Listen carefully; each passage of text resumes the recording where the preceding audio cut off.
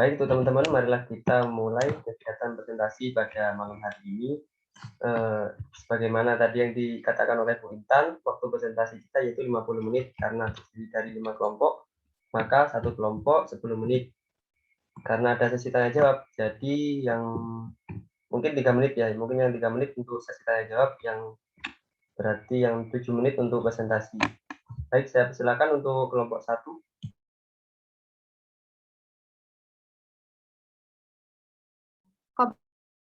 Saya. Bagaimana? Iya, kelompok 1 saya persilahkan. Maksudnya nggak bisa saya screen. Masih disable participant set. Sekarang nggak bisa?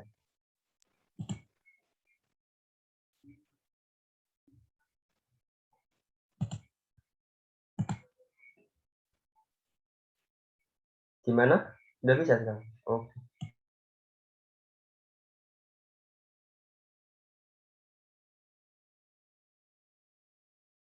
Baik, waktunya 7 menit, saya persilahkan.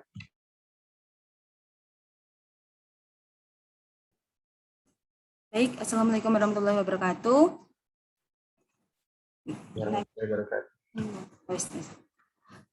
Saya perwakilan dari kelompok 1 yang akan mempresentasikan hasil diskusi dari kelompok kami, yaitu mengenai PT Indofood Frito-Lay Makmur. Nah, anggota dari kelompok 1 sendiri itu ada saya sendiri, yaitu Indah Winarti dengan NIM 1042, dan Cici Nurhadiani dengan NIM 1102, dan Ahmad Imam Syafi'i dengan NIM 1113. Bisa di next.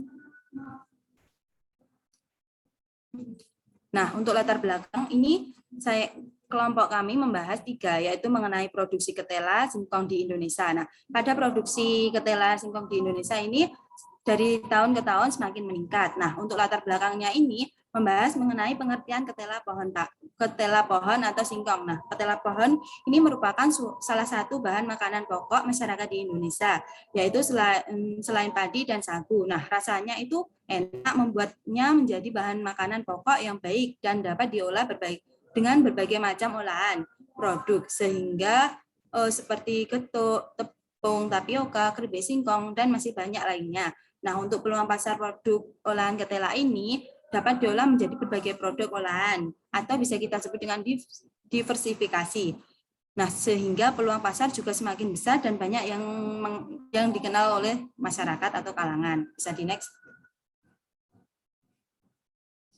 Nah, gambaran umum usaha PT Indofood Frito-Lay Makmur ini ada 3. Yang pertama itu PT Indofood Frito-Lay Makmur merupakan suatu perusahaan yang ada di bidang industri, yang merupakan produsen snack terbesar di Indonesia dan merupakan anak perusahaan dari PT Indofood CBP Sukses Makmur atau bisa kita singkat dengan ICBP Tbk.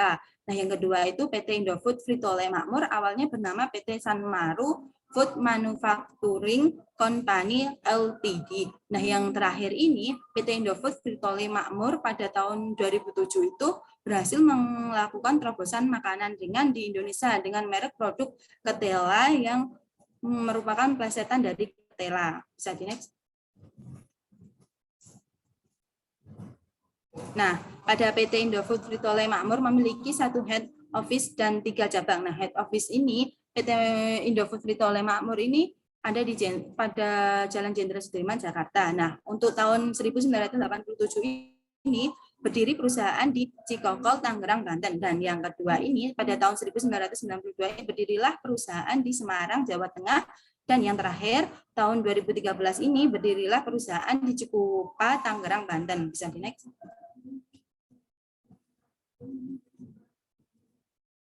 Nah, daya saing. Daya saing apa sih yang dimaksud dengan daya saing? Nah, daya saing sendiri itu merupakan sebuah kemampuan atau keunggulan yang dimiliki oleh perusahaan untuk bersaing atau memberikan nilai lebih terhadap produknya dibandingkan dengan pesaing yang dipasarkan. Nah, apa yang dilakukan PT Indofood Frito-Lay Makmur untuk mempertahankan daya saingnya? Nah, untuk mempertahankan daya saingnya pada proses produksi PT Indofood Frito-Lay Makmur selalu melakukan sortasi dan grading terhadap bahan baku produk sehingga kualitas produk tetap terjaga dengan baik. Bisa di next.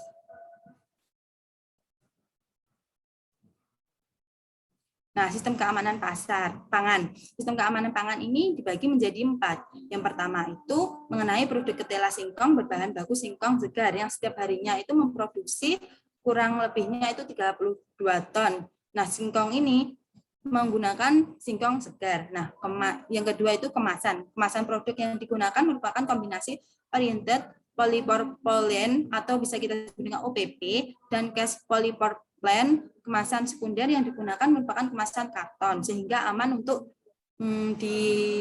sehingga kemasan ini sangat aman untuk dikirim ke mana saja itu.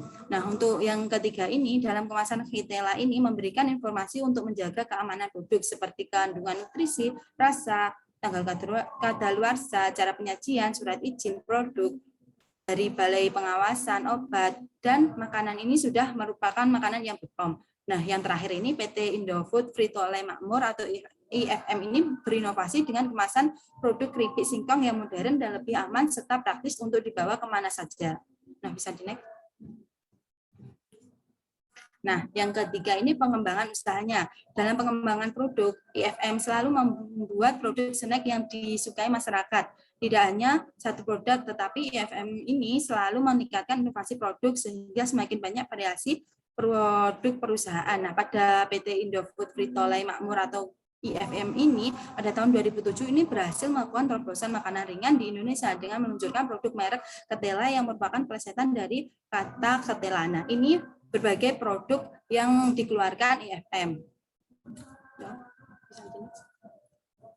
Nah, yang keempat, pengembangan informasi pasar. Nah, informasi pasar apa sih yang dimaksud dengan informasi pasar?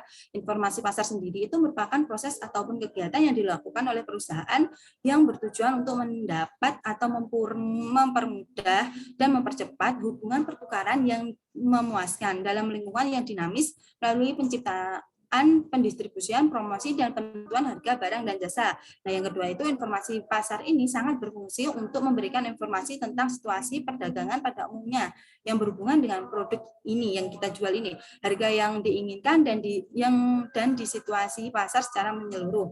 Nah, untuk mendapatkan informasi mengenai pasar PT Indofood Frito-Lay Makmur melakukan riset pasar terhadap kebutuhan konsumen. Nah, melalui riset pasar maka perusahaan dapat menganalisis kebutuhan konsumen dan dapat memberikan keuntungan yang lebih pada perusahaan karena konsumen merasa butuh dengan produk yang dipasarkan ini. Bisa di next. Nah, keunggulan produk. Keunggulan produk ini ada 5. Yang pertama, harga, promosi, jaringan, distribusi, cita merek, dan kualitas produk keripik singkong ketela. Bisa di next.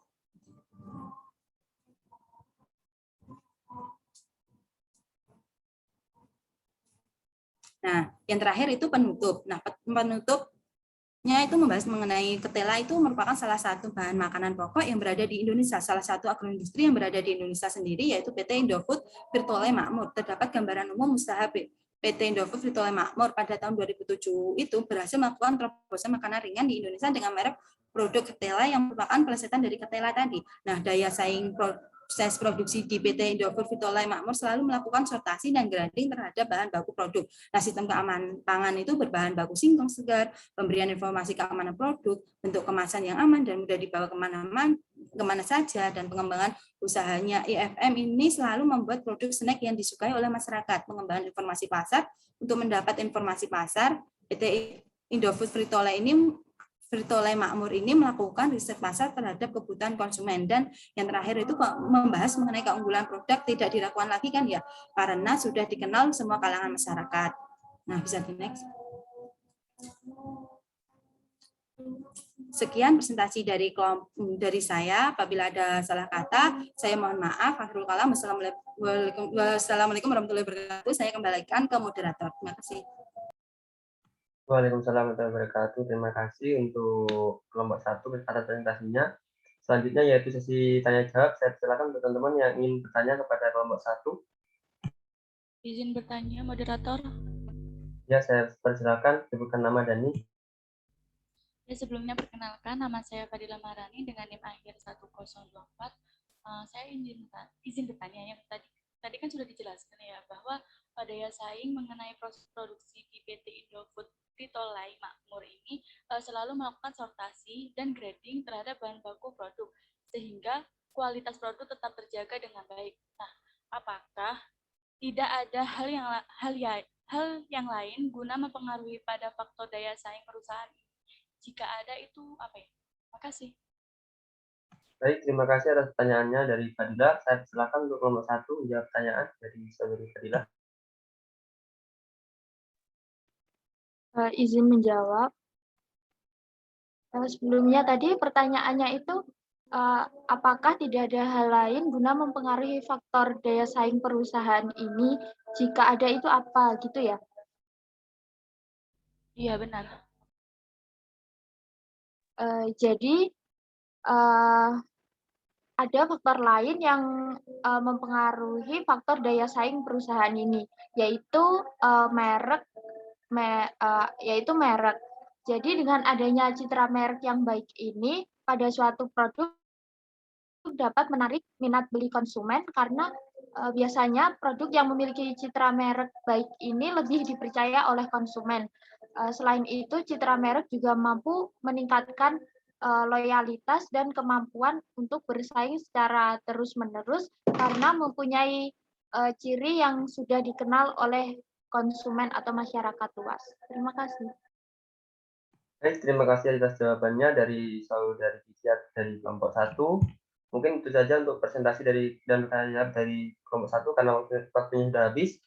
Langsung saja menuju sesi yang selanjutnya yaitu dari kelompok 2. Saya persilakan untuk kelompok 2 mempresentasikan hasil kerjanya.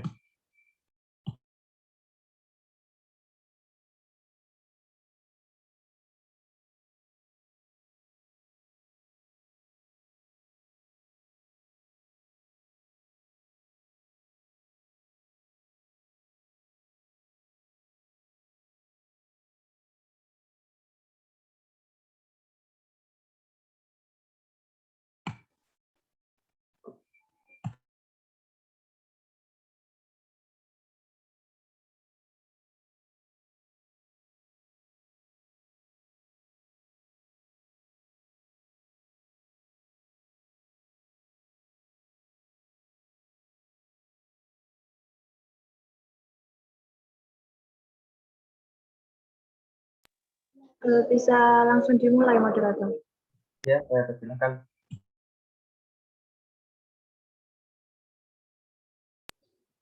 Baik, Assalamualaikum warahmatullahi wabarakatuh. Perkenalkan, saya perwakilan dari kelompok 2. Saya Silviani dengan NIM 1026 akan mempresentasikan hasil kerja kelompok kami, yaitu tentang analisis daya saing usaha pada industri kecil gula kelapa di Desa Purbosari, Kecamatan Seluma Barat, Kabupaten Seluma. Pendahuluan.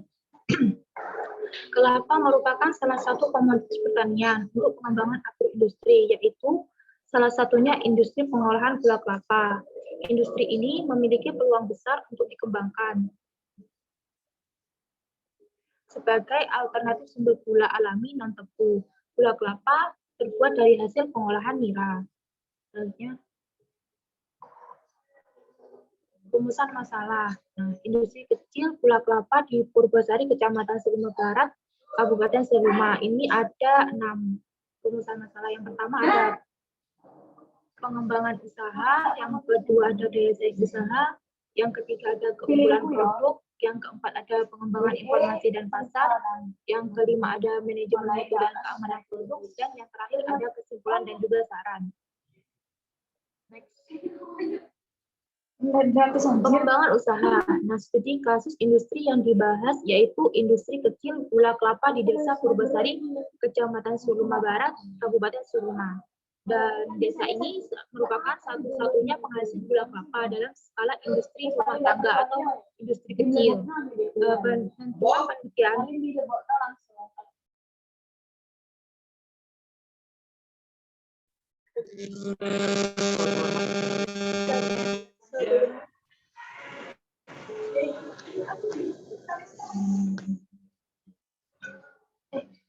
sebelumnya ya, responden sebanyak 80 industri rumah tangga dengan ketuanya yaitu Bapak Prio pada tanggal 7 Maret 2013. Next. Nah, yang kedua ada daya saing usaha. Nah, daya saing usaha adalah kemampuan usaha untuk berdaya saing agar dapat menghasilkan laba yang tinggi. Mengukur tingkat daya saing usaha dapat melalui dua pendekatan, yaitu kompetitif atau harga rata-rata yang diterima oleh pekerja gula kelapa dari tengkulak, dan juga komparatif, yaitu harga bayangan atau harga pasar. Nah, ini merupakan tabel dari daya saing usaha kompetitif dan juga komparatif pada industri gula kelapa di Desa Purbosari. Nah, untuk indikatornya yaitu UCD bila kurang dari 1, yaitu maka diinterpretasikan bahwa perusahaan memiliki daya saing yang tinggi, dan untuk lebih dari 1 maka mewakili daya saing yang rendah. Selanjutnya, untuk keunggulan produk, di sini ada keunggulan kompetitif dan juga komparatif. Untuk nilai rata-rata rasio unit biaya pada daya saing komparatif yang diukur dengan indikator harga domestik selama 1 bulan terakhir lebih kecil dari 1, yaitu 0,65. Nah, tingkat keunggulan komparatif industri kecil gula kelapa yang diukur berdasarkan indikator harga pasar yang memberikan nilai kurang dari 1, yakni 0,42. Untuk produk lebih berdaya saing tinggi jika langsung dijual di pasar karena harga di pasar lebih tinggi, sehingga penerimaannya tinggi. Dari hasil analisis unit biaya tersebut mencerminkan bahwa secara finansial usaha pemasaran gula kelapa di Desa Purbosari memiliki daya saing kompetitif dan komparatif yang relatif tinggi karena nilainya kurang dari 1.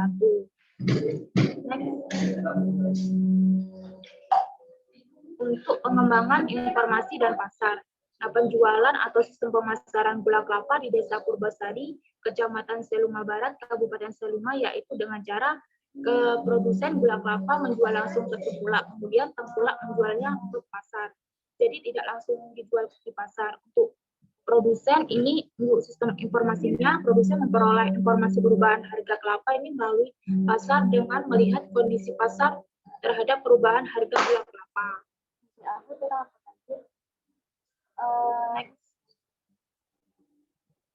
Untuk manajemen mutu dan keamanan produk. Untuk manajemen mutu dalam industri gula kelapa di Desa Purbosari ini masih belum ada, dikarenakan gula kelapa masih dalam skala industri kecil, sehingga belum menyediakan sertifikasi mengenai manajemen mutu produk gula kelapa.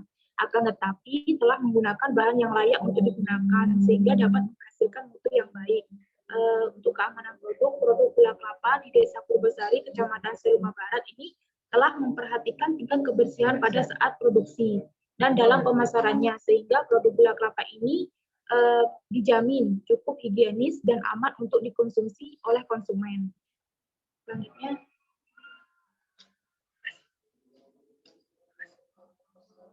kesimpulan, industri kecil gula kelapa di Desa Purbosari, Kecamatan Seluma Barat, Kabupaten Seluma ini masih tergolong industri kecil.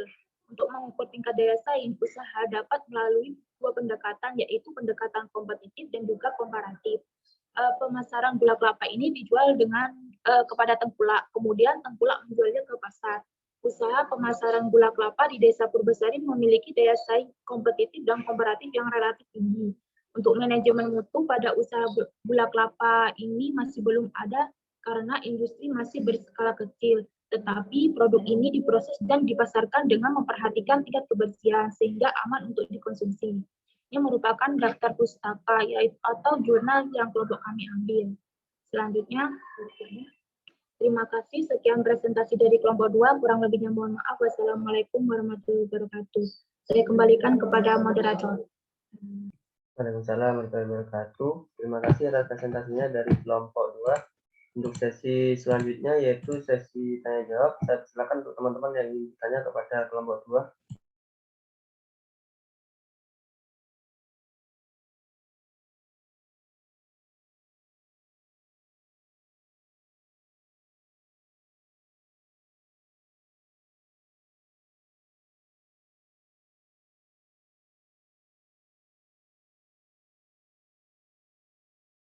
Izin bertanya, moderator.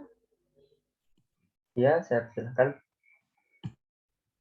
Ya, sebelumnya saya Fadila Marin dengan NIM 1024 izin bertanya kepada kelompok 2 tadi kan sudah dijelaskan bahwa ada dua pendekatan ya, yaitu pendekatan pendekatan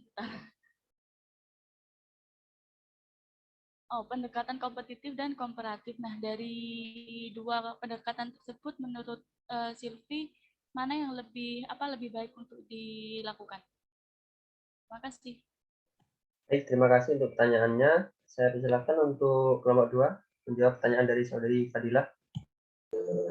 Baik moderator, terima kasih atas pertanyaannya. Tadi kan memang industri gula kelapa di Desa Purbasari ini menggunakan dua pendekatan ya untuk daya saingnya. Nah, itu kan ada kompetitif dan juga komparatif. Nah, menurut kelompok 2 yang baik digunakan yaitu yang pendekatan daya saing yang kompetitif, karena pendekatan daya saing kompetitif ini melihat langsung harga dari rata-rata yang diterima oleh pekerja gula kelapa itu sendiri. Jadi nyata gitu.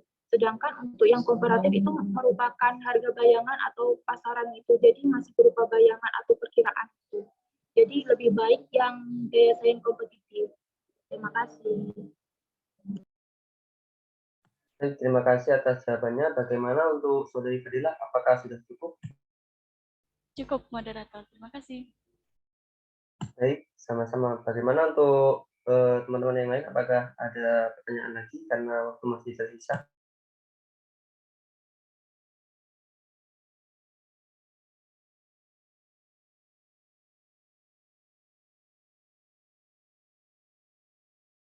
Mungkin sudah cukup, moderator. Baik, kalau sudah cukup, memasuki sesi presentasi yang selanjutnya yaitu presentasi dari kelompok 3.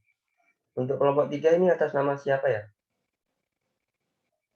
Untuk kelompok 3 itu atas nama Safira sama Mita Wahyuningtyas. Nah, Mita Wahyuningtyas itu udah konfirmasi ke saya tadi kan ya, di rumahnya itu mati lampu dan baterainya tinggal sedikit katanya. Untuk yang Safira,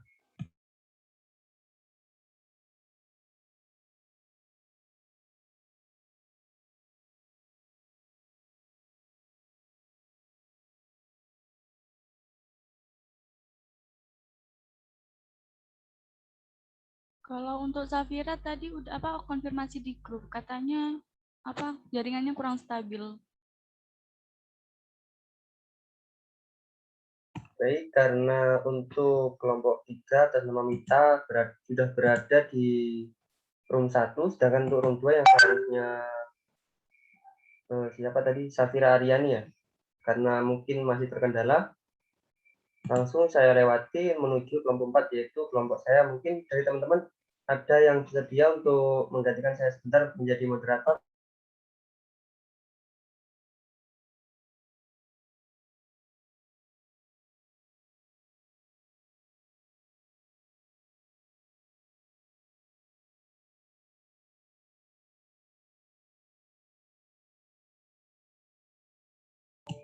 Bagaimana untuk teman-teman? Apakah ada yang bersedia untuk menggantikan saya sebentar sebagai moderator karena saya akan presentasi?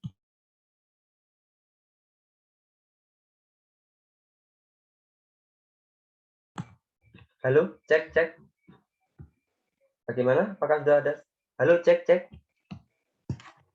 Terdengar. Sudah terdengar?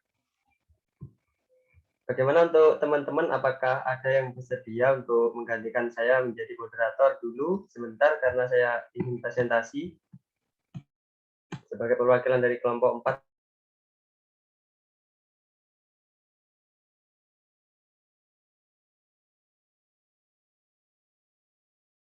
Sebelum saya tunjuk.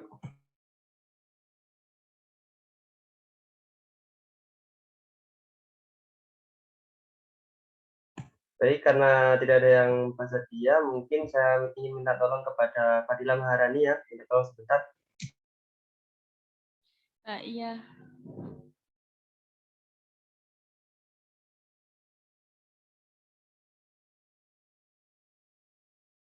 Baik, untuk kelompok 4, dipersilakan untuk presentasi.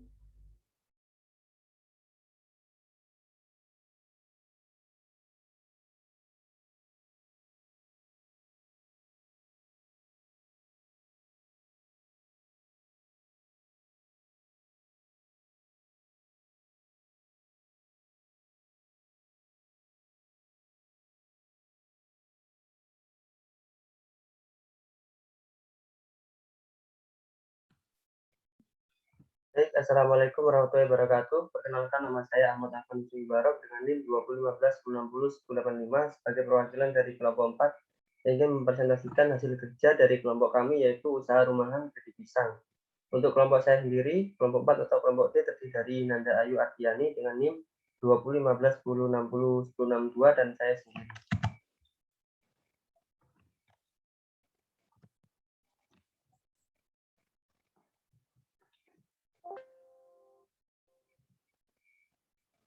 Yang pertama yaitu pendahuluan. UMKM merupakan suatu usaha yang sangat populer di kalangan masyarakat. Usaha ini bisa dimiliki oleh perseorangan maupun juga kelompok usaha. Salah satu contoh dari UMKM perseorangan yaitu industri keripik pisang Tunas Metro. Industri ini sudah berdiri sejak tahun 2005 dengan pendirinya yaitu Bapak Bambang. Home industri ini berlokasi di RT 11 RW 5 Jalan Mujahid nomor 27 Kelurahan Yosodadi 21P Metro Timur. Modal awal dari pembentukan usaha ini berasal dari modal pribadi. Yang selanjutnya yaitu pembahasan analisis SWOT. Yang pertama yaitu kekuatan. Kekuatan dari usaha ini yaitu harga yang cukup murah, yaitu 10.000 per bungkus, rasa beraneka ragam, bentuk yang menarik yaitu dengan potongan yang bergerigi, bahan baku mudah didapat yaitu dari petani sekitar, proses pembuatan cepat dan kualitas dijaga. Kemudian yaitu kelemahan weakness. Kemasan masih kurang menarik. Kemudian media promosi pemasaran masih kurang, ketika modal yang masih terbatas karena usaha milik pribadi, kemudian pekerjaan dilakukan secara manual, kemudian wilayah pemasaran masih terbatas yaitu di sekitar metro saja. Yang selanjutnya yaitu peluang atau opportunities. Yang pertama mudah memperoleh tenaga kerja, yang kedua tingginya permintaan untuk produk keripik, yang ketiga itu harga bahan baku murah, yang keempat banyak toko oleh-oleh untuk penjualan produk. Yang selanjutnya yaitu ancaman atau threats. Pada musim kemarau, bahan baku cukup sulit didapat. Kemudian yang selanjutnya yang kedua, banyak pesaing usaha sejenis. Pembahasan yang pertama yaitu daya saing. Permasalahan utama yang membuat produk dari industri ini memiliki daya saing yang lemah yaitu terkait dengan pemasarannya yang masih menggunakan pendekatan personal maupun penjualan ke toko-toko saja, sehingga cakupan wilayahnya masih kurang luas. Sehingga dengan ini pemilik usaha haruslah bisa memanfaatkan media sosial atau e-commerce untuk melakukan pemasaran mencakup wilayah luas. Dengan begitu, usaha ini akan lebih memiliki daya saing tinggi. Yang kedua yaitu sistem keamanan produk atau jaminan mutu.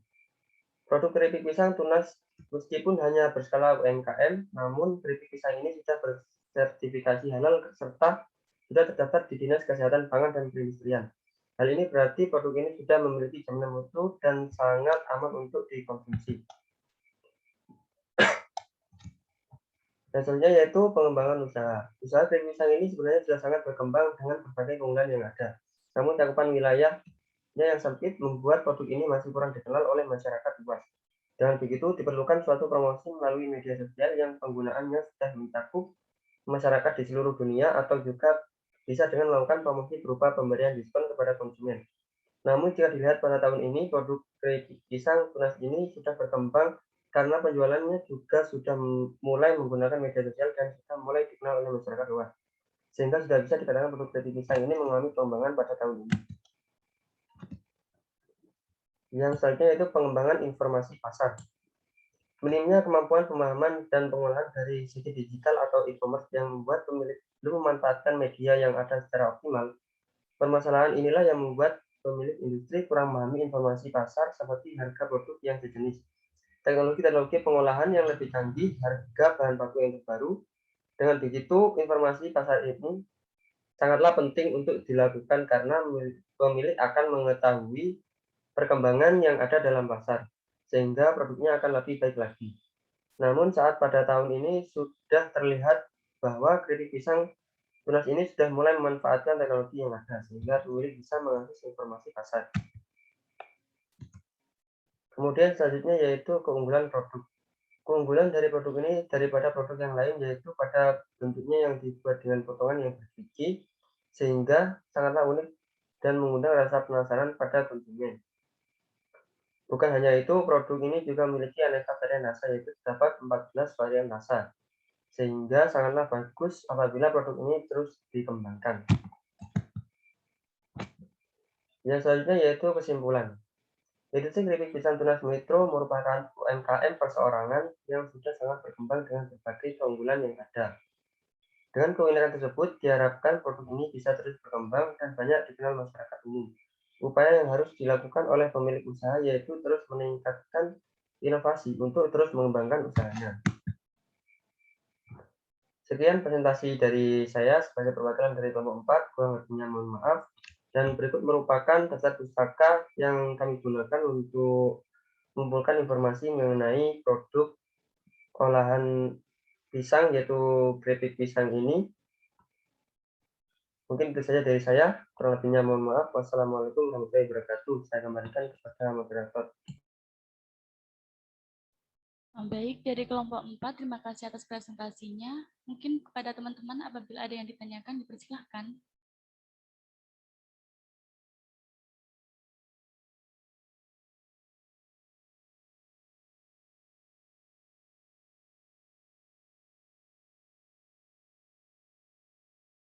Bagaimana teman-teman, apakah ada yang ditanyakan?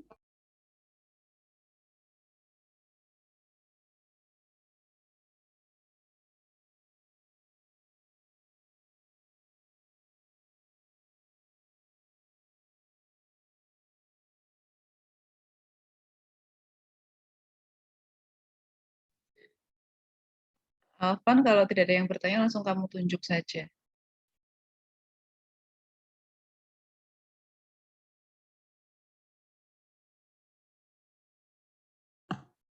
Bagaimana, Bu? Ini moderatornya tadi siapa? Dialihkan ke saya, Ibu. Siapa Fadila? Nah, Fadila, kalau tidak ada yang bertanya, kamu yang menunjuk ya? Semua kelompok harus bertanya.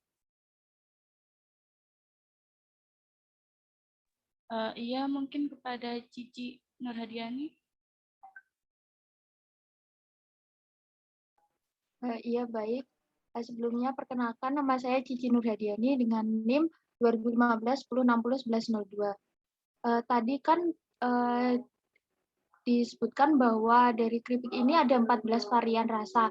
Nah, dari 14 varian rasa itu, apakah daya saing dari produknya itu sama atau bagaimana ya? Terima kasih. Lalu 14 varian rasa itu, menurut Anda itu apakah menurut pendapat Anda itu produknya itu apakah tidak terlalu banyak gitu ya? Terima kasih. Baik, terima kasih atas pertanyaannya dari Cici. Ya, benar kan tadi disebutkan bahwa produk keripik pisang ini memiliki 14 varian rasa, dan untuk daya saingnya yaitu memang tidak semua varian itu memiliki daya tarik yang sama.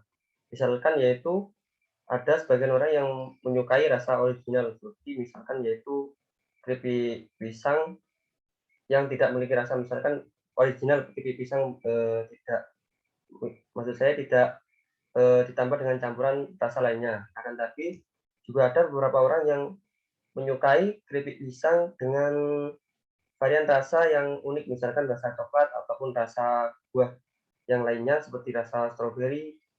Nah, untuk 14 varian rasa apakah menurut saya terlalu banyak? Menurut saya tidak juga ya, asalkan bahan baku yang digunakan atau untuk menambah rasa tersebut tersedia dan mudah didapatkan. Mungkin seperti itu dari saya. Baik, terima kasih atas jawabannya. Bagaimana bagi penanya, apakah ada tanggapan atau sudah cukup? Saya rasa sudah cukup, moderator. Terima kasih.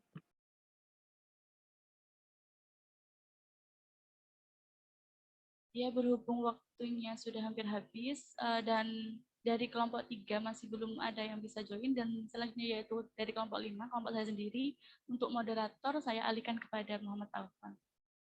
Terima kasih. Baik, terima kasih karena sudah bersedia untuk menggantikan saya, Saudari Fadilah. Selanjutnya yaitu presentasi dari kelompok 5. Saya persilakan dari kelompok 5.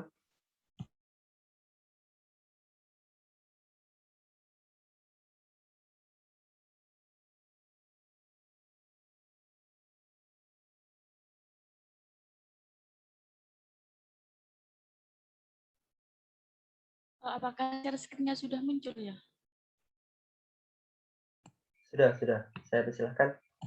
Baik, sebelumnya Assalamualaikum warahmatullahi wabarakatuh. Saya perwakilan dari kelompok 5 akan mempresentasikan hasil diskusi kami mengenai analisis daya saing produk olahan kedelai pada usaha kecap Cap Tawon Madu yang disusun oleh Fadila Maharani, saya sendiri dengan NIM 1024, dan Afifatus Solihah Dian Eva dengan NIM 1073. Nah, yang pertama yaitu pendahuluan. Kedelai merupakan salah satu hasil pertanian berupa tanaman pangan yang memiliki protein nabati tinggi, serta bahan pangan penting bagi masyarakat setelah padi dan jagung. Nah, kedelai di Indonesia lebih banyak digunakan sebagai bahan baku agroindustri yang diolah menjadi produk tempe, tahu, susu kedelai, dan kecap. Salah satu usaha yang mengolah kedelai untuk dijadikan kecap adalah pada perusahaan kecap Cap Tawon. Nah, untuk pokok bahasan, yang pertama yaitu gambaran usaha, yang kedua daya saing produk, yang ketiga sistem keamanan produk, yang keempat pengembangan usaha, yang kelima pengembangan informasi pasar, dan yang terakhir yaitu keunggulan produk. Nah, untuk pembahasan yang pertama yaitu gambaran usaha. Nah, perusahaan kecap Cap Tawon ini mulai didirikan pada tahun 1946 oleh Suewaji yang berlokasi di Jalan Hayam Wuruk dengan nomor 1 Bojonegoro. Nah, perusahaan kecap Cap Tawon Madu di Bojonegoro ini merupakan suatu perusahaan kecil yang sering disebut dengan home industry. Nah, karena banyaknya jumlah pegawai yang hanya memiliki 20 karyawan. Dalam 1 bulan, perusahaan ini mampu memproduksi kecap sekitar 66 peti, di mana setiap petinya itu berisi 24 botol kecap. Nah, sehingga dalam 1 bulan itu mampu menghasilkan 1.584 botol kecap. Untuk selanjutnya yaitu daya saing produk. Nah, kecap Cap Tawon Madu ini memiliki target pasar konsumen kelas menengah ke bawah karena harganya yang terjangkau dan atau relatif murah. Sehingga dengan harga yang relatif murah tersebut banyak diminati dan dikonsumsi oleh masyarakat daerah Bojonegoro seperti Kalitidu, Kapas, Ngasem, dan Dander. Persaingan produk kecap Cap Tawon Madu ini ketat terbukti pada produknya yang masih terjual di daerah Bojonegoro saja. Namun dengan harga produk yang terjangkau dan kualitas yang asli, tidak ada campuran bahan kimia buatan, produk kecap Cap Tawon ini memiliki peluang untuk memperluas pangsa pasarnya agar dapat mengembangkan usaha. Dan selanjutnya yaitu sistem keamanan produk. Nah, produk kecap Cap Tawon Madu ini dalam kemasannya sudah tercantum nama merek, logo produk, logo usaha, komponen bahan, isi bersih, dan tanggal kadaluarsa. Nah, produk usaha kecap Tawon ini juga sudah memiliki sertifikat izin pangan industri rumah tangga atau PIRT yang diberikan oleh Bupati melalui Dinas Kesehatan Kabupaten setempat dan sudah tercantum pada kemasannya. Nah, berikut merupakan gambar dari kemasan kecap Cap Tawon Madu. Selanjutnya yaitu pengembangan usaha. Nah, rencana pengembangan usaha disusun berdasarkan analisis lingkungan internal yang meliputi aspek pemasaran, manajemen sumber daya manusia, keuangan, dan produksi. Yang pertama yaitu menetapkan tahunan. Menetapkan tujuan tahunan yang yaitu dengan perluasan pangsa pasar agar jangkauan lebih luas. Dan selanjutnya yaitu menetapkan target pemasaran pada tiap bulannya. Selanjutnya yaitu meningkatkan teknologi produksi yang lebih modern. Dan selanjutnya yaitu meningkatkan keandalan tenaga kerja, terus bermitra dengan distributor terpercaya. Setelah itu yaitu memberikan reward sebagai motivasi kerja dan menambah media promosi. Dan terakhir yaitu menetapkan rencana pemasaran untuk 3 jangka waktu. Dan selanjutnya yaitu pengembangan informasi dan pasar. Pengembangan informasi dilakukan dengan menganalisis lingkungan eksternal usaha kecap Cap Tawon Madu untuk digunakan sebagai dasar penetapan strategi pemasaran dan pengembangan usaha. Nah, untuk menjangkau pasar yang potensial, usaha ini menerapkan strategi pemasaran STP, yaitu segmenting, targeting, dan positioning. Nah, segmentasi pasar dikelompokkan menjadi yang pertama yaitu segmentasi geografi. Nah, Pada kecap cap tahun ini segmentasi geografinya yaitu daerah Bojonegoro Kota, Desa Ngasem, Desa Kapas, Desa Kalitidu, Desa Sugiwaras, dan Desa Dander. Sedangkan untuk segmentasi demografisnya yaitu ibu rumah tangga, pemilik toko, depot, warung, dan pegawai negeri. Dan selanjutnya yaitu segmentasi perilaku itu pelanggan dan orang yang menginginkan kualitas baik dengan harga yang terjangkau. Dan selanjutnya yaitu segmentasi psikografis yaitu pemilik rumah makan dan orang dengan gaya hidup yang sederhana. Untuk target pasarnya adalah pengusaha atau masyarakat dengan ekonomi menengah ke bawah. Dan sedangkan positioningnya adalah kualitas yang baik dan harga yang terjangkau. Selanjutnya yaitu keunggulan produk. Nah, keunggulan dari produk cap tawon ini yang pertama yaitu rasanya yang manis dengan kekentalan, kepekatan warna, dan aroma yang selalu dijaga. Yang kedua yaitu bahan baku terjamin kualitas dan kesegarannya. Yang ketiga yaitu kualitas produksi selalu terkontrol. Yang keempat yaitu dapat dikonsumsi oleh segala usia. Dan yang kelima yaitu harga yang terjangkau. Nah, kesimpulannya yaitu kecap cap tawon madu memiliki daya saing yang rendah secara umum, tetapi cukup kuat jika dibandingkan dengan pesaing yang masih satu kabupaten. Nah, produk memiliki keunggulan yang mendapatkan sertifikat PIRT dari bupati setempat sehingga peluang pengembangan usaha terbuka cukup lebar. Nah, pengembangan usaha dapat dilakukan dengan melakukan analisis terhadap lingkungan internal dan eksternal usaha serta memanfaatkan informasi yang ada dalam menyusun strategi pemasaran dan rencana pengembangan usaha tepat untuk mencapai tujuan usaha secara optimal. Nah, terima kasih. Sekian presentasi dari kelompok kami. Berikut merupakan daftar pustaka yang kami kutip, yaitu dari Prayitno R. tahun 2015 dengan judul Strategi Pengembangan Usaha pada Perusahaan Kecap Cap Tawon Madu di Bojonegoro, studi kasus pada aspek pemasaran, Agora, halaman 3, volume 2, halaman 123 sampai 127.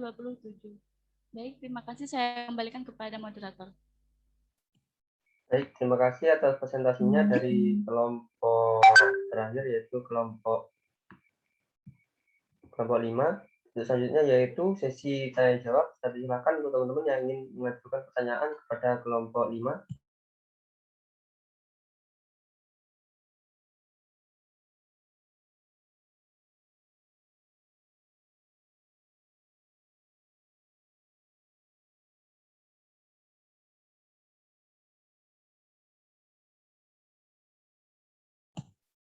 Baik, kalau tidak ada pertanyaan, mungkin saya ingin bertanya ya.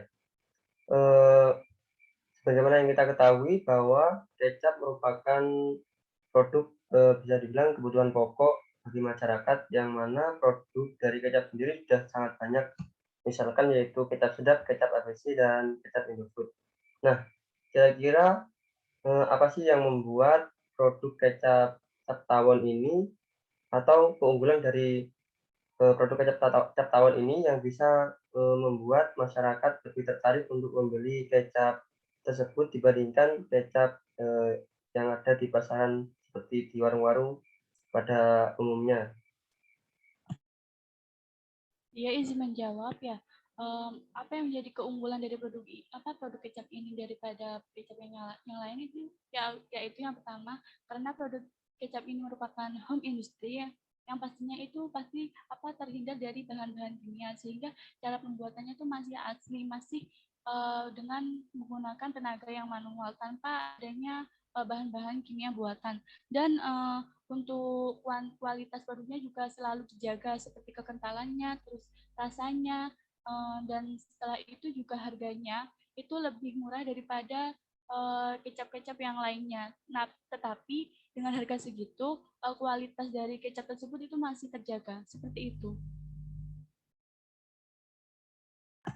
Baik, terima kasih atas jawabannya. Saya rasa sudah cukup.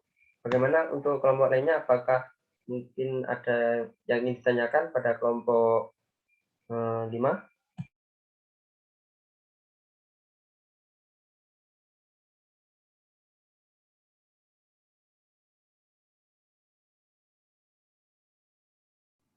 Izin bertanya, moderator. Ya, saya persilahkan. Baik, perkenalkan nama saya Indah Winarti dengan NIM 2015 1060 1042.